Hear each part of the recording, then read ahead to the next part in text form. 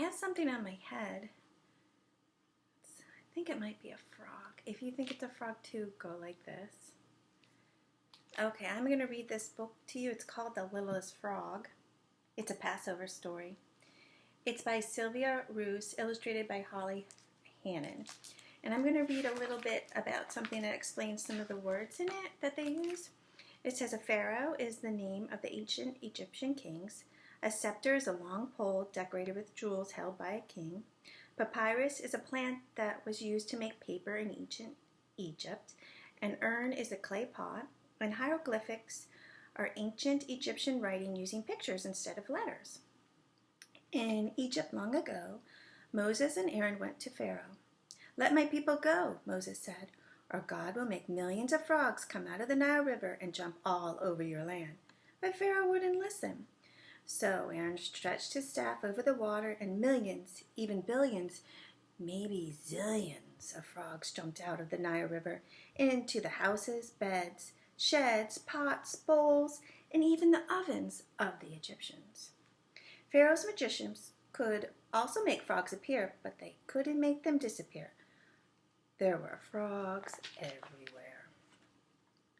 A little frog sat in the hot Egyptian sun, watching Jewish slaves work, while Pharaoh had fun.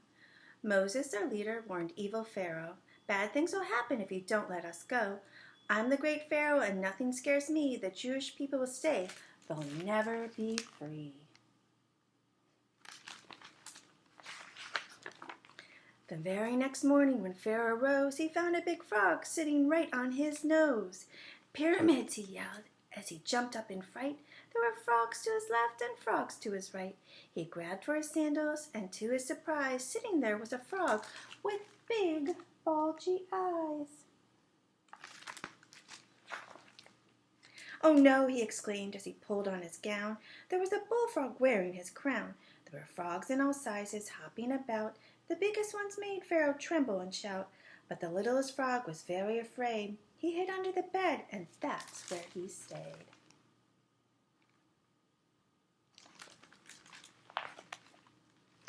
Pharaoh ran to his bath and grabbed a large towel, but when he got there, he let out a howl. There in his bath, frogs were taking a swim, doing the backstroke and staring at him.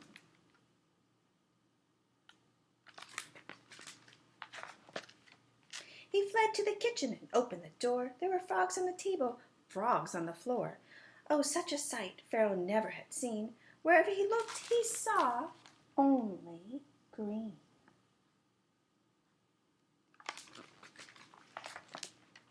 He sped through the palace and let out a groan. There were frogs on his scepter and frogs on his throne.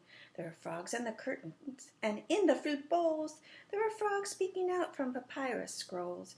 He saw frogs on the ceiling and frogs on the wall. He saw frogs in each room and down every hall.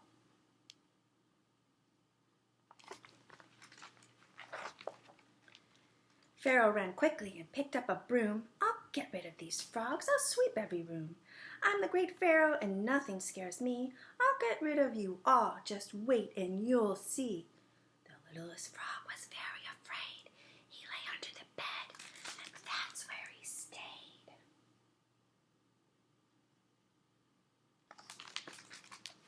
He basket each rug. He looked in the urns and emptied each jug. Wherever he looked, frogs were hopping and leaping. Pharaoh snarled at them all and continued his sweeping. As he swept one last frog from the top of his shelf, Pharaoh felt happy and pleased with himself.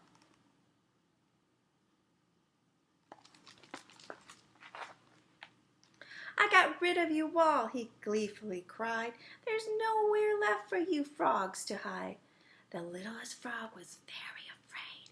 He lay under the bed, and that's where he stayed.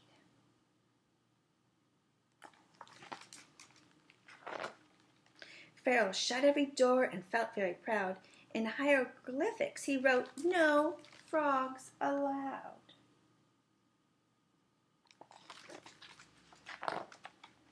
"I'm tired," he sighed, and with one final sweep, he crawled into bed and fell fast asleep. When the palace was quiet and peaceful at last, when the shutters were drawn and the doors all shut fast, The littlest frog was no longer afraid. He hopped onto Pharaoh, and that's where he stayed. Now it was safe, so he bellowed a croak. And just at that moment, the Pharaoh awoke.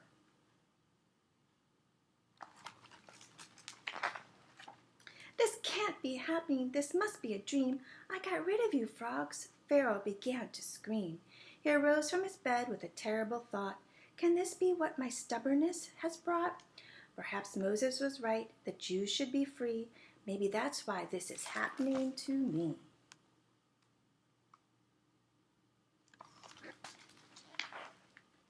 Suddenly, Pharaoh was very afraid. He hid under the bed, and that's where he stayed.